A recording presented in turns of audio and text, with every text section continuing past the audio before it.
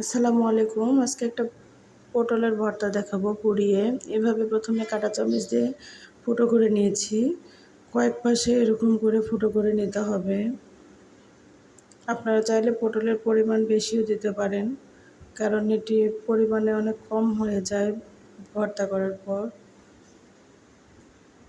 এবার একটা স্ট্যান্ড নিয়েছি চুলার উপর। এটা মাটির চুলাতে করা যায়, যেহেতু আমার মাটির চুলা নেই, এভাবে গ্যাসেই করব। পটলগুলো সাজিয়ে নিয়েছি, কয়েকটা কাঁচামরিচও দিয়েছি পোড়ানোর জন্য। এবার উল্টে পাল্টে ভালোভাবে পুড়ে নিতে হবে।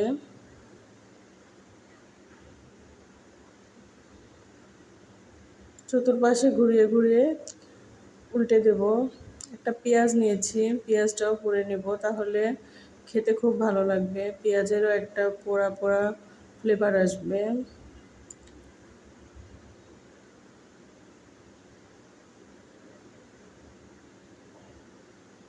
এই কাজটা আপনারা বারবিকিউ স্ট্যান্ডেও করতে পারেন। আমার যেহেতু নাই, আমি এই স্ট্যান্ডে করে নিতেছি। এই যে দেখুন কত সুন্দরভাবে পুড়েছে।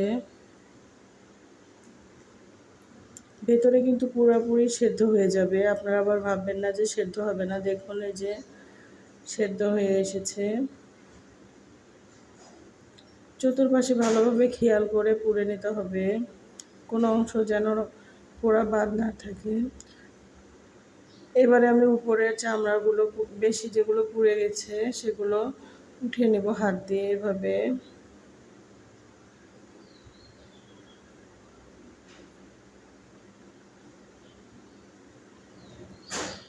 পরিমাণে অনেকটা কম হয়েছে, এর জন্য চাইলে আপনারা পরিমাণ আরও বাড়াই দিতে পারেন। এবার জাস্ট ভর্তা করে নিব। কাঁচামরিচ পেঁয়াজগুলো লবণ দিয়ে ভালোভাবে চটকিয়ে নিব। এখানে কাঁচা সরিষার তেল ব্যবহার করব আমি। কাঁচা সরিষার তেল ছাড়া তো আর ভর্তা টেস্ট লাগে না। আপনারা চাইলে কেউ এখানে ধনিয়া পাতাও ইউজ করতে পারেন। তৈরি হয়ে গেল আমার পটলের ভর্তা। গরম গরম ভাতের সঙ্গে খেতে খুব মজা। আসসালামু আলাইকুম। আল্লাহ।